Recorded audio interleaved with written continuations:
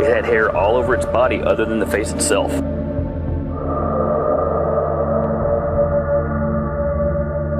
There are, in fact, 4 different types of, what we think of as Sasquatch or Bigfoot.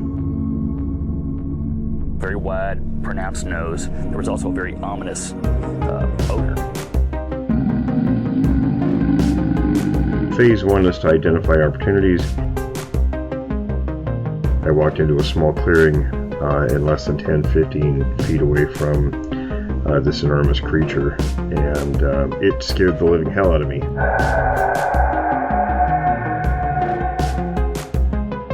Phase 2 is conducting investigations both of witnesses and locations. The size of the thing, it was 4 or 5 feet across the shoulders.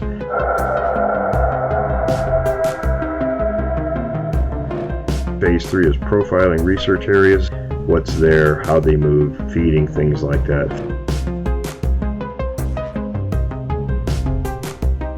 About 8 feet tall, I guessed around 800 pounds. It was massive. I had no idea that anything like that existed.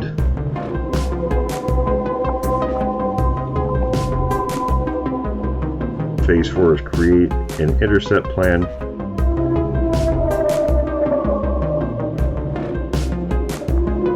I decided to shoot in the air to see if maybe it would scare it off.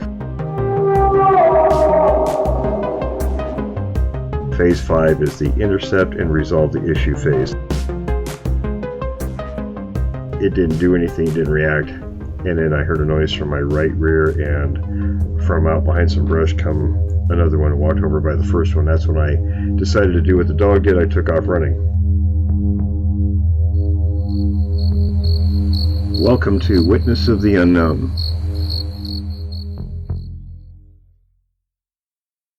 Hello everyone, I'm speaking with Gayle today. Gayle, how are you, my friend? I'm fine, Will. How are you? I'm good, and you've got someone else with you, correct? Yes, I do. I have my partner here, Debbie Ray. Hi, Debbie. Hi, Will. Hi, Will. How are you doing? I'm great. How are you this evening? Very good. Thanks for having us. Well, let's jump right into this. I'm going to let you two do most of the talking. And Okay. because that's what people like to hear. They don't like to hear me that much, so let's go ahead and start off by telling everyone how you got involved in the subject, and maybe the first encounter. We'll just go from there, okay? Okay. Well, actually, my encounter happened in the late 60s up behind my house on Stissing Mountain in the town of Pine Plains, New York. I decided to do a little solo camping, and I went up, set up my tent, got, settled in for the night, started to get dark, and about, I guess around 8:30, I heard this loud owl, like an 800-pound owl. Good Lord. Right above me. Yeah. Big owl. Yeah, and it was kind of unnerving, because it didn't sound like a normal owl, but, I just said, okay, Gayle, just calm down, nothing's going to bother you. You've been up here your whole life. And, as a child playing up there, and, I didn't ever have any fear. So a few minutes later, I had the most god-awful scream, yell, howl, like unearthly sound, so loud that it shook my chest. I started shaking. I was like immobilized with fear, paralyzed, or whatever you want to call it, and it just freaked me out. So I just sat there for I don't know how long, and I was thinking, well, if I sit here, whatever this is going to kill me. And so I had to, make a decision, and I did, and I just bolted out of the tent, and it was up this steep ravine, so I slid down, cut myself up, and I made it back across the yard and into the house, and my parents were sitting in the living room watching television, and they're like, what happened? Where were you? And I was all white and shaking and crying, and I said, I was up on the mountain, because I didn't tell you this part, but I did get grounded, so I was mad at my parents. So I said, I'm going up on the mountain camping, and I didn't tell them. So then they were like, well, you shouldn't be up there alone, and they said, what was it? And I said, I have no idea. I have never heard anything like it, and, it was very traumatic, to say the least. Well, that was my first encounter. Had you heard of any encounters around that area during that time? No, at that time, we didn't I never even heard of a Bigfoot. I never heard of the Patterson Gimlin. It was only maybe a year after, I guess around the same time that maybe that came out, 1967 or something like that. So I had never even heard of a Bigfoot or anything. But I spent my childhood in the woods. I was riding horses. I was hunting, fishing, tracking. I just grew up with nature. And I was familiar with like all of the local animals, but I had never even heard of a Bigfoot. So it really blew my mind. And Okay. I didn't know what it was until 2011, I think, when Finding Bigfoot came on television and I heard that sound. And that's how I figured out what this thing was. Sure. Wow. Yeah. Yeah. Well, what happened after that? I mean, what was there something else that happened after that, or? Well, it wasn't, I went about my life and I continued to hunt and fish and explore and always be outside with nature. And in 2011, when Finding Bigfoot and hearing that sound, I got on my computer and Googled Bigfoot sightings in Dutchess County, which is the county I lived in, and the first sighting that came up was on Lake Road in Pine Plains, New York, which is where I lived. And I said, oh my God. And this was two women were driving, and it was a daytime road crossing sighting of a large black Sasquatch right down the road from our house. So that just sparked my curiosity, and I started reading everything I could get my hands on, going on YouTube, read your book, contacted you, I believe it was in 2011. Right. And helped me out with some important, things that I didn't know.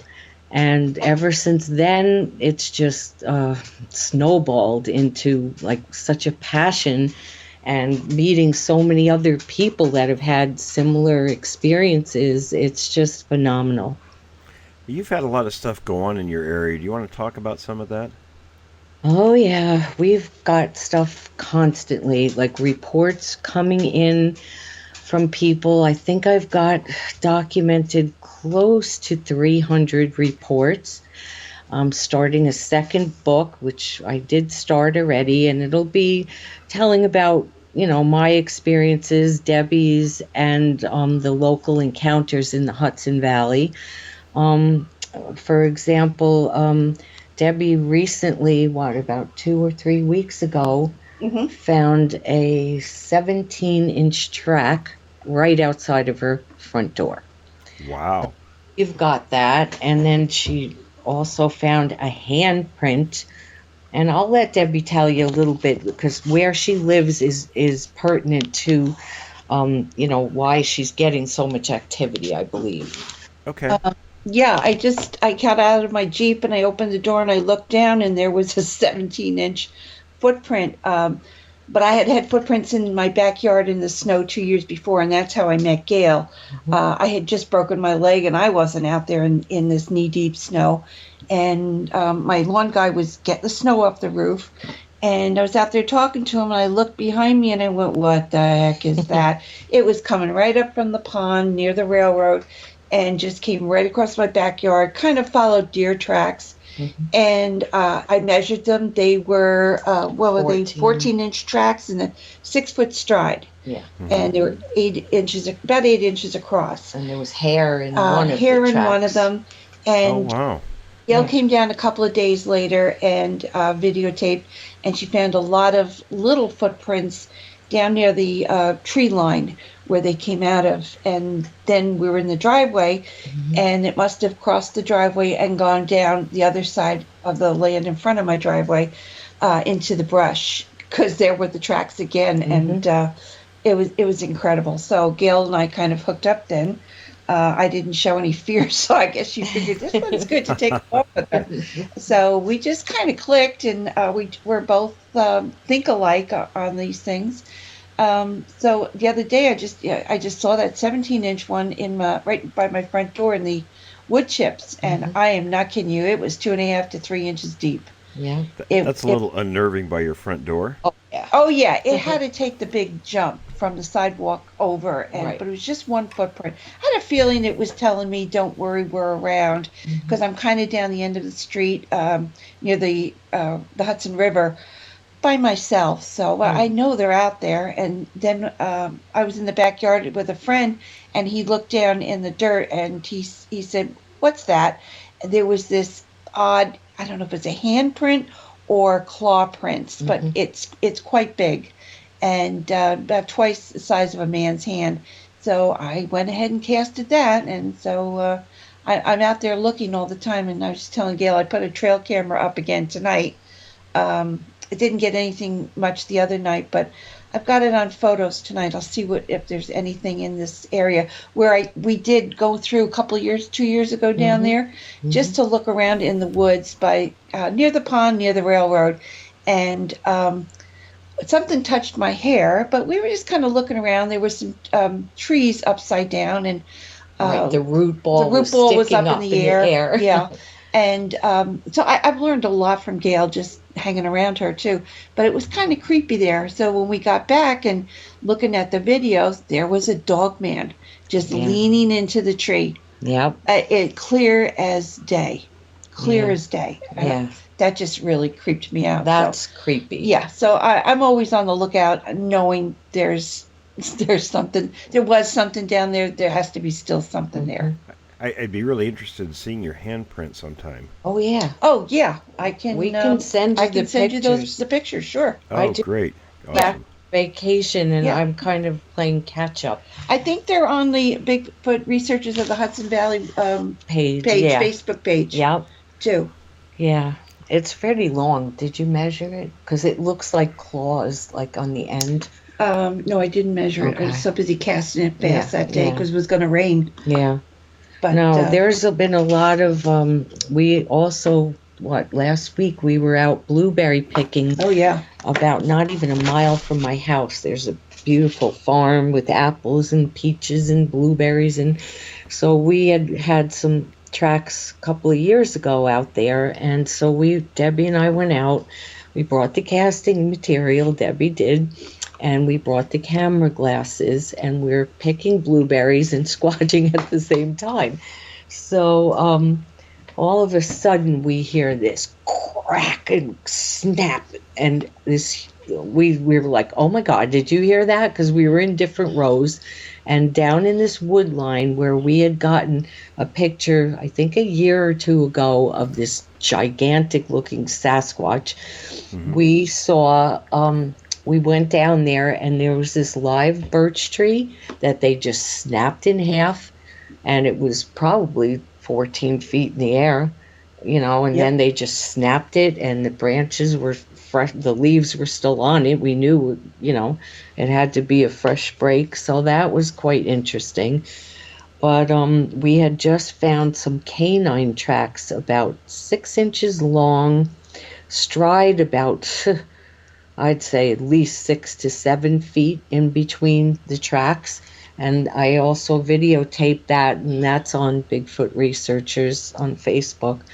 But that's kind of creepy because, we're getting more and more reports of these canine type creatures. And 2 days ago, Debbie saw on Facebook a local woman's horse was attacked. And the DECs for years has been saying there's no mountain lions here, which I've seen one. My kids have seen them. I know a lot of people that have seen the mountain lions. And now the DEC is claiming that it was a mountain lion attack. And I don't think it was. So, you're never going to get the truth out of them anyway, you know. Sure. Yeah. Yeah. So we're busy all the time, you know. We've been doing well, we just wrote a children's book, and that's called A Young Researcher's Guide to Bigfoot. So we're, you know, working with the marketing reps, and we're going to be traveling around promoting that. We've been doing different presentations locally. We go to schools, we try to educate the children, the Girl Scouts, the camps, and, you know, different kids, Boy Scouts, whoever wants. We don't charge them. And we bring our tracts and our boards with all our pictures and stuff, trying to educate the public, because there's a hefty population in New York. I know most people think of New York as like the city, but we're not in the city. We are surrounded by farms and mountains, and the Catskills are right across the river. Hudson River's 5 minutes from my house, and it's in Debbie's yard. So it's amazing here. It really is. You know, it's funny, here in California, everybody thinks Los Angeles or San Francisco, but there's vast areas here also. It's like that around the country. You know, people, they'll think of different regions, and their minds sort of focus on the cities without realizing that there are these huge tracts of wilderness areas. Exactly. It's incredible. Yeah, they always associate it with the cities. You're right. When I'm in Boston, I say, "Oh, I'm from New York." They go, "Really? You came all the way up from the city?" I go, "Yeah, no. There's a lot more to New York than the city." Yes. Well, I know you've actually, now you had 2 pictures of Sasquatches that I actually have copies of them from your Facebook page. One was fairly close. It's more shadow. Do you want to talk about that one first? Oh goodness, I have so many. I have over 16,000 pictures in my archives here. So, is it on our Facebook page? Because I just put a couple on tonight. I think this was actually a while ago. You had A while that one up. ago. Okay. Yeah. God will. I have got so many. You know, it's hard to keep track. That's okay. That's okay. Like I said, I'll let you sort of take the mic and talk about, you know, whatever you want to talk about. Okay. Well, I have an interesting story. It's more of a dog man story. Is that okay? Or That's okay. okay. A gentleman had come into my bait shop 2 years ago, and he saw some of my Bigfoot stuff, you know, whatever I have around the place, and he said, "Oh my God," he said, "if I got something to show you." So he gets out his cell phone, and he has this picture of this upright, pointy, like ears on the top, shaggy long hair, standing on 2 legs. And it was in the woods, and it was hunting season, and he was in his tree stand with a muzzle loader, so he only had 1 shot in the gun. He saw these doe come running down the ridge erratically, so he said, "All right, you know, it's almost the end of the season," so he shot 1. He dropped it, he got out of the tree, he went down to field dress it, he hears something behind him, he turns around, and he sees this creature. And it was probably at least 100 yards from him. And it was starting to drizzle, and he was like, "What in God's name is that?" He had the mindset to get his phone out. He took 1 quick picture, and he got out real quick. The next day, he came back with his friends and his dog, and they started walking around the area. And not only was his doe laying there, but there was another doe laying right next to it with a broken neck. And then as they walked around the area farther, his dog found a whole bunch of carcasses of, you know, 1 big buck, neck broken, legs ripped off, a few doe, you know, just a bone pile. And he was like, "I have no idea what the heck this thing is. Why, you know, did it gift me with this other deer laying right next to it?" You know, it was just the freakiest story. So I just think that that's something that I can't even fathom, you know, what the heck is going on. Because this thing does not look like a Sasquatch. It's, like I said, pointy ears, long snout, black nose. I'll have to send that one to you because it's just a mind blower. Okay. But yeah, there's just so many encounters. This woman from Putnam County, which is about a little over an hour south of here. And she lives on a lake, rented a cabin with her family. And 2:00 in the morning, she's talking on the phone to her friend in Sweden, I believe. So she was, on the phone, and she was by the kitchen sink doing the dishes and chatting. And all of a sudden, there's a space in the window. And she's like, oh, my God, And it was big and black. And, she saw the eyes and everything. But it was just a quick, a couple of seconds, and it was gone. Mm-hmm. So she started exploring, and she found this perfect, teepee type structure, but not a real tall one, but, like a teepee where something could crawl in it. So she called us, and we went down to investigate, and sure enough, there's this structure, not even maybe 500 yards, but up on a hill. And there were mountain laurels and, branches that they had intertwined. And, so not even that far away from, people's houses, mm-hmm. An actual community, on a lake. But most of them are summer people. And we went there, I think it was September or October when we went.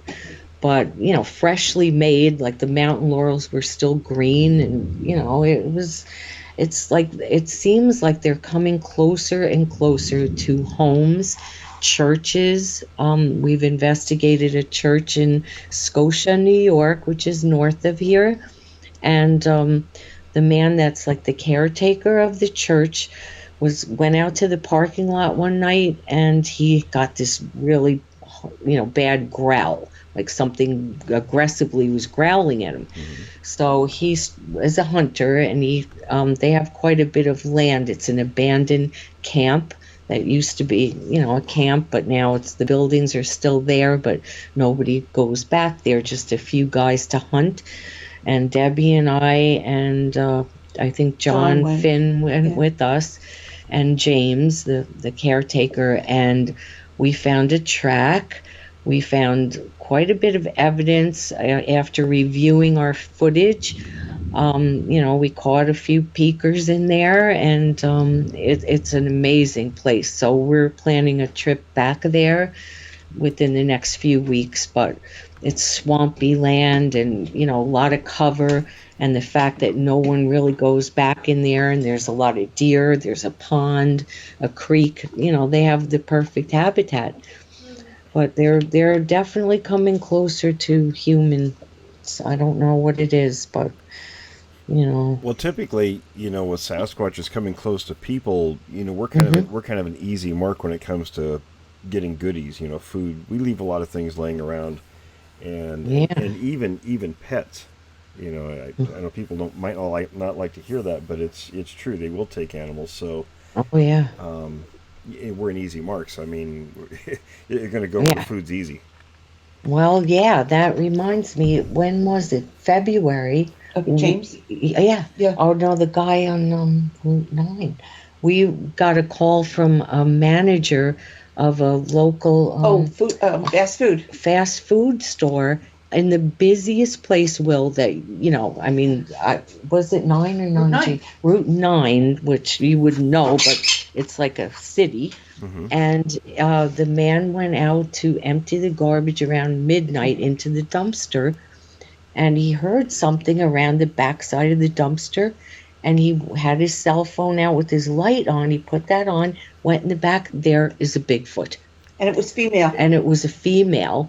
Mm-hmm. And he saw it saw him, and they both took off, and he was so upset. He's like, I'm never taking the garbage out again. That's actually very common. That's something I've looked into, many years ago, started hearing about them picking through garbage.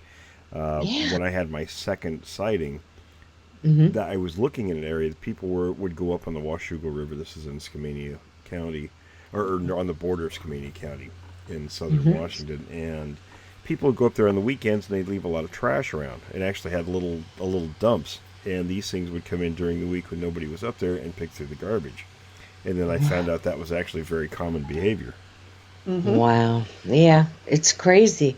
Especially, like, this is such a, I mean, there's cars going up and down the road. It's crazy. Yeah. But it was midnight, so I guess, you know, it was dark and the Sasquatch was hungry for ice cream or French fries or something. Sure. Yeah, let's say there might have been a couple of blizzards in that trash can. Right. Oh, well, there you go. See? Yeah. It wasn't a happy meal. Yeah, right. Ay, ay, ay. No, it's just so crazy. And then where I live on, it's called the Sawkill Creek, and it's a tributary to the Hudson.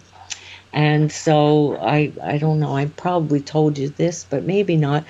A couple of years ago, I was bass fishing up the creek with a friend of mine, Jesse. And I said, Jesse, let's get off on shore up here because we own a little piece of property up there. And I always thought it would be nice to put a little cabin up there or something. So he's like, okay. So we pull over to the shore and I see this snapped off branch as soon as we pull up to the shore. So I'm like, it's about 4 inches in diameter. Then I get out of the boat and I see the head of a carp because we have huge carp in here. So I said, well, maybe the otters, because we do have a family of otters, so I didn't think too much of it. So I start crawling in through this little trail, and I tripped, and I look up, and I see this dome-shaped nest made out of like grapevines and, you know, not big, thick branches like the other ones we found, but just like twined branches in a dome, almost like an igloo.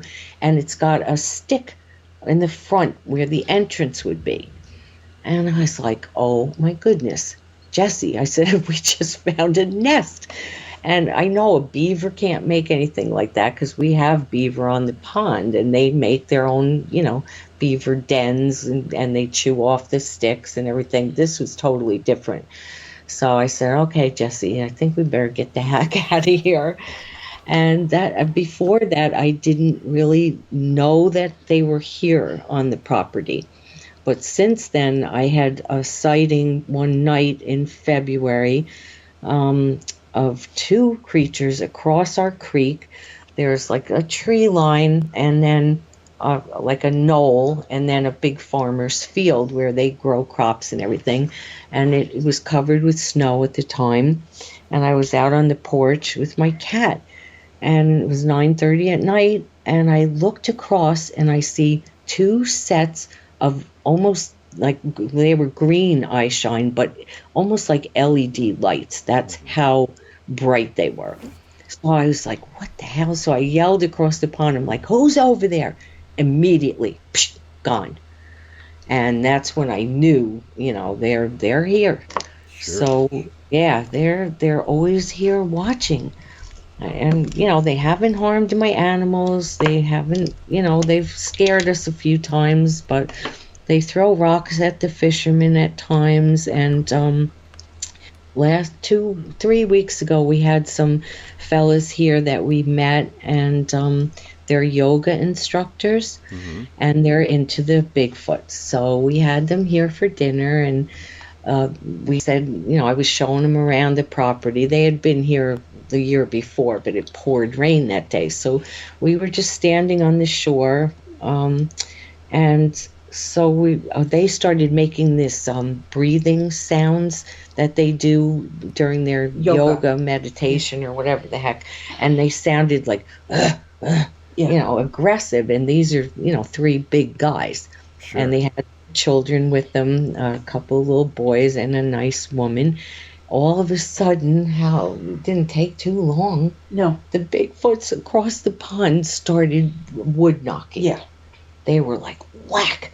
And everybody's like, did you hear it? What was that, Gail? I said, there's nothing over there. It's a field. There's nobody over there. And they did it about 6 or 7 different times. Mm-hmm. And we were videotaping at the time, so we got it on tape. But that was exciting, and they were like thrilled. They're like, "Oh my God, this place is so squatchy."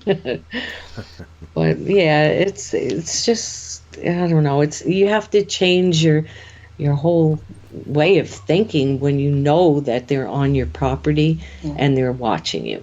Like both Debbie and I, have had to learn to live with it, and luckily they haven't harmed us. I don't think they will. We're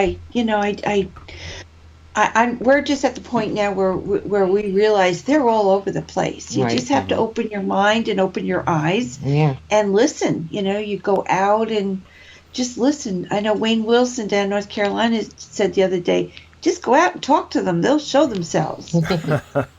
He's such a character. He's got him too. He's got him down there too. And, he's like, oh yeah, hi over there. He's so cool about it. But he said, just get out there and talk to them. Yeah, he doesn't have the fear factor. No. No. I haven't gotten over that yet. I think it's probably healthy not to get over that, actually. Right.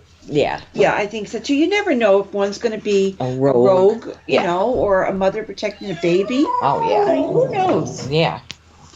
No, they will. Like Connie Emmy is a team member of ours, and she just moved to Kentucky, and she and Brian, this other fella that I had taken out with us for the first time. And wouldn't you know, they had the encounter that scared the heck out of them. It was a mother Sasquatch, and I have the video and the photographs, the stills from the video. And she had a juvenile on her left shoulder, clinging to her left shoulder, and an infant, and then a juvenile in front of her. And he had a stick in his hand, and the mother had a stick.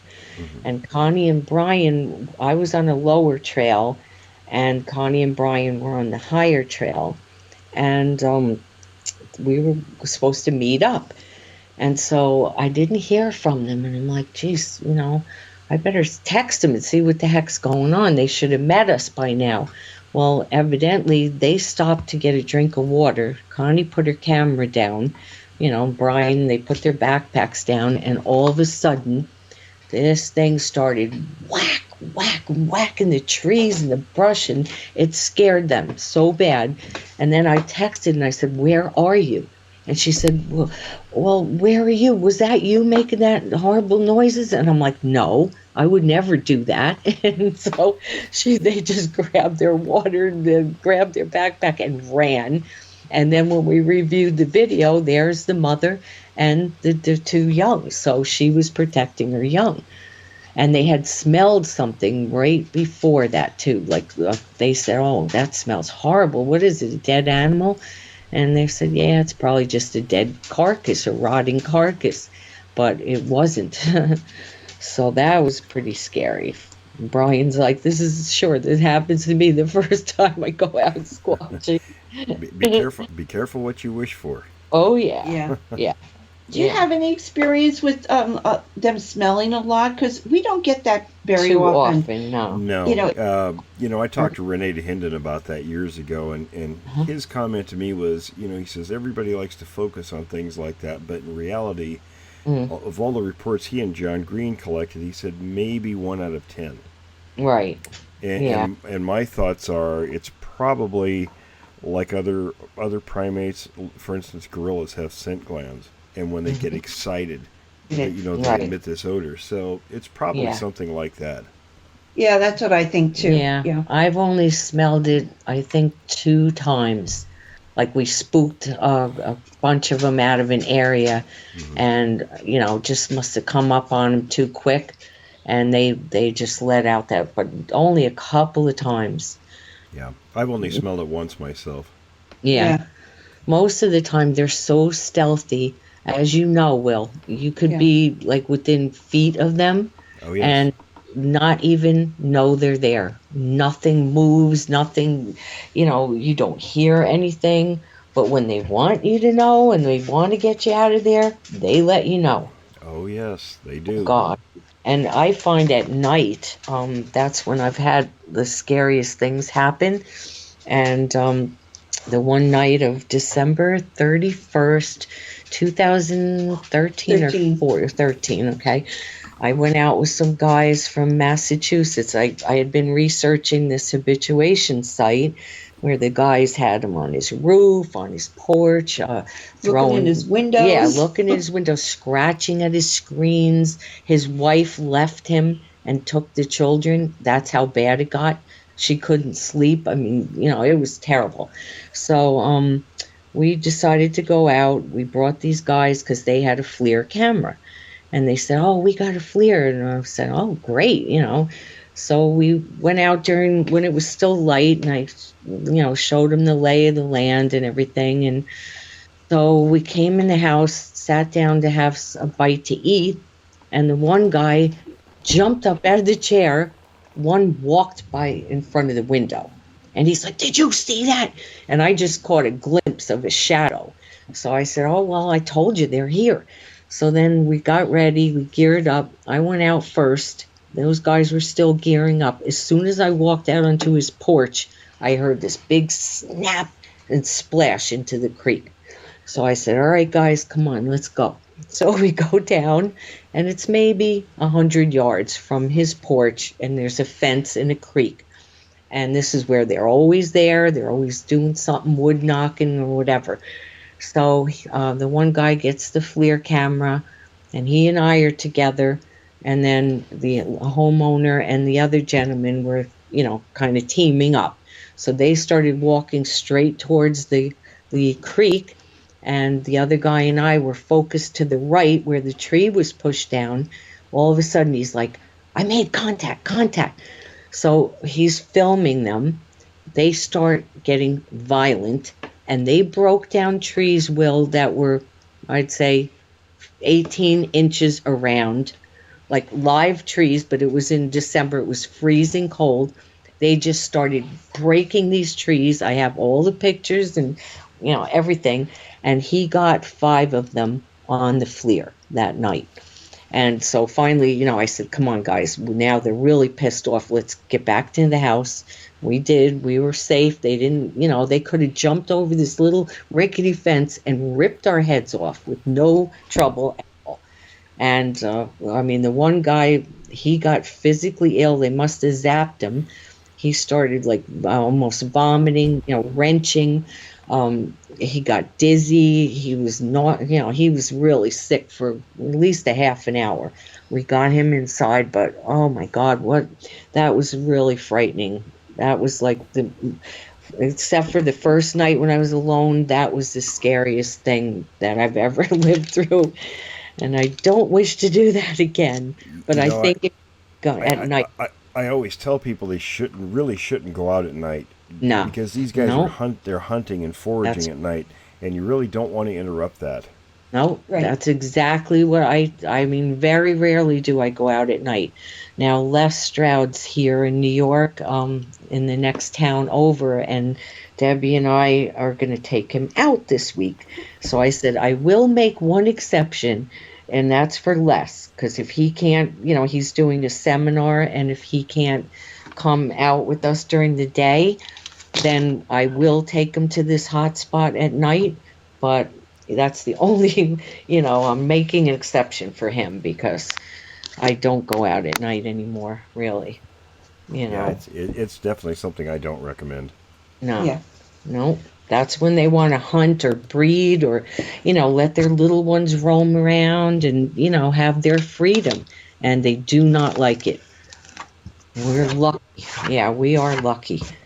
Because really, God, that was scary. Yeah, all our sightings have been in the daytime anyway, so right. Who needs to be out at 2 o'clock in the morning? Right. This is true. Yeah. Yeah. But actually, Debbie just bought a night vision FLIR, so we kind of want to. But really, all we have to do is walk down to the creek right here in my own yard. Yeah. And we'll probably catch something up, eye shine at least. If not something more. Yep. We'll get something. Yeah. We'll get something on it. We just need a night to do it. Yes. Definitely. Do you want to mention your Facebook page so people can go and take a look at pictures? Oh, yeah. It's called Bigfoot Researchers of the Hudson Valley on Facebook. And now we just have a new website called BigfootResearcher.com. And then our book is available for purchase on that and Amazon, A Young Researcher's Guide to Bigfoot. And then we're also on YouTube under Hudson Valley Squatch 1. So there's quite a bit of stuff out there. It's opened just a whole new lifestyle for me and Debbie too. Yeah. And all of us, and meeting some of the greatest people.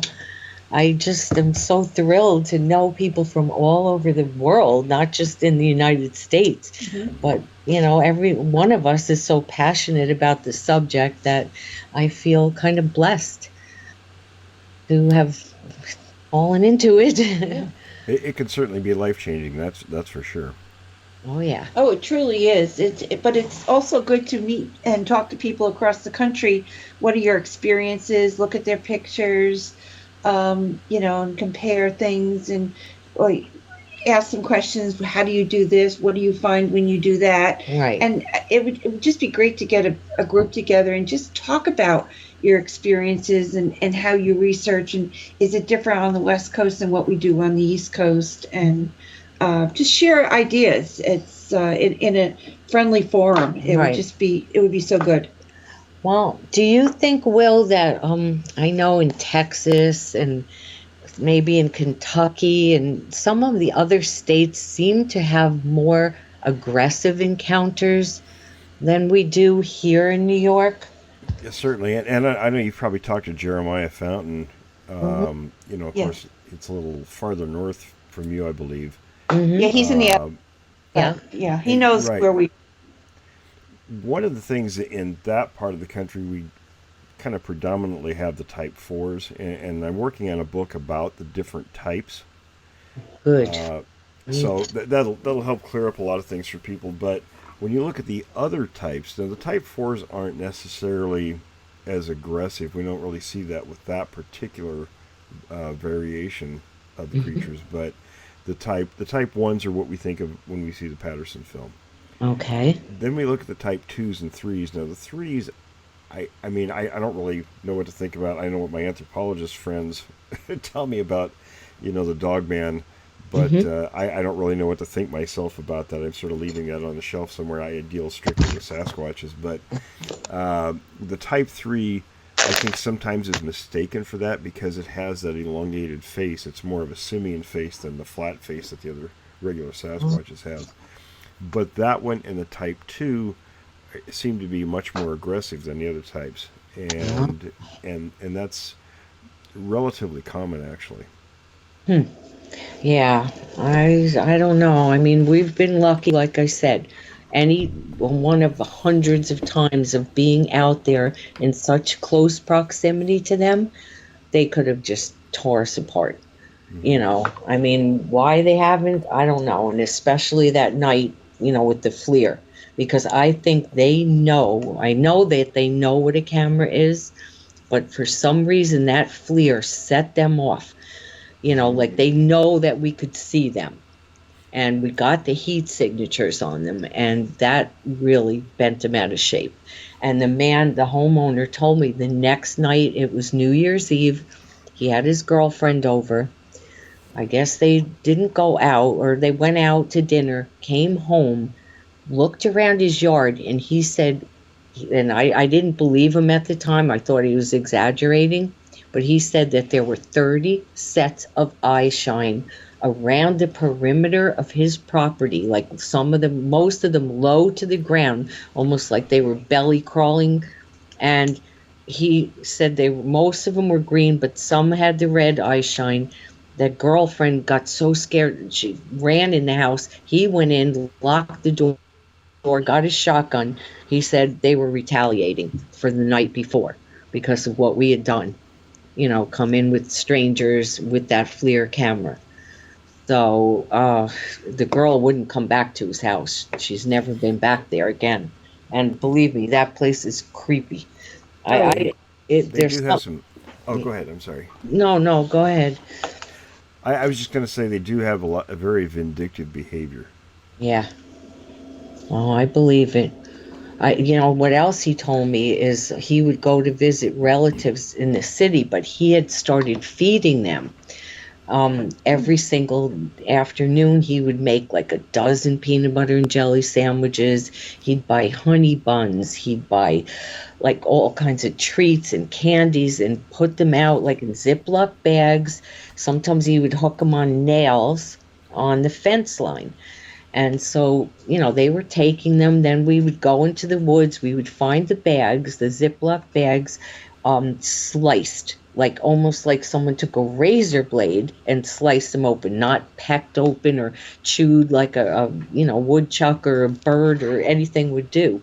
And so he would collect the bags and show them to me. And I'm like, oh, well, this is weird. It's like they had a sharp nail and they would just cut along the side of the bag. So then when he would have to go to visit his relatives or if he had a funeral or something, and he'd have to leave for a few days, when he came back is when they would get really angry. And they would start, howling or scratching or banging on the side of his house, throwing rocks, moved his furniture from his porch, just took his chairs and randomly, moved them. He kept a chair in a fire pit down by the creek. They flipped the chair over. They were just like mad that he didn't feed them every day. So that's why I suggest that people do not feed them, and especially that close. When you talk to people from the South, if they'll actually talk to you about what they know in that part of the country. Yeah. They say it's very strictly forbidden, among many people there, not to feed them for that exact reason. They can become very violent. Right. I'll give you an example. I've got a friend who's a cop in the Southwest, and one of his friends, without going through the whole story, this thing was taking, food items from around his ranch and, things he had put out, not for the creatures, but, food items he had, for his animals, and then was gone for about a month. And so the food wasn't available. Mm-hmm. This thing actually got into his house. He was napping and it was standing over him. When he woke up, it pounced on him, threw him around the house like a rag doll, and in the course of the fight, bit off one of his fingers, knocked him out by throwing him into a wall, and then proceeded to trash his house. So, God, it's a good thing, really, not to feed them. I know some people like to do that, but I really would not do that. Right. Oh my God, that's scary. That's terrifying. Yeah. I mean, think about it, Will. Anytime they want, they can get into any one of our homes. My door, they could push it down with probably 2 fingers, or break through a window if they want. God. Oh, sure. Right. Frightening. That's frightening. Well, that's a good reason not to feed them. Absolutely. Whizzikers. Yeah, and then when they do take the domestic animals, I was listening to a show where the man had like coon hounds or some kind of hunting dogs that he raised, and he chained them all up. And I guess they had a little dog house, and they chained him up, and they killed I don't know how many of his dogs, like his prize winning dogs. Just ripped them to shreds, ripped their heads. I mean, God in heaven. Aggressive. Yes. I interviewed a guy in the Southeast. I believe I think he was in Florida at the time, but I think at the time when he was doing his investigations was in one of the Carolinas. And he talked about a number of incidents in this one particular town. And I'm sorry, I can't remember the exact place off the top of my head, but this creature was doing, for whatever perceived slight, it was killing domestic livestock.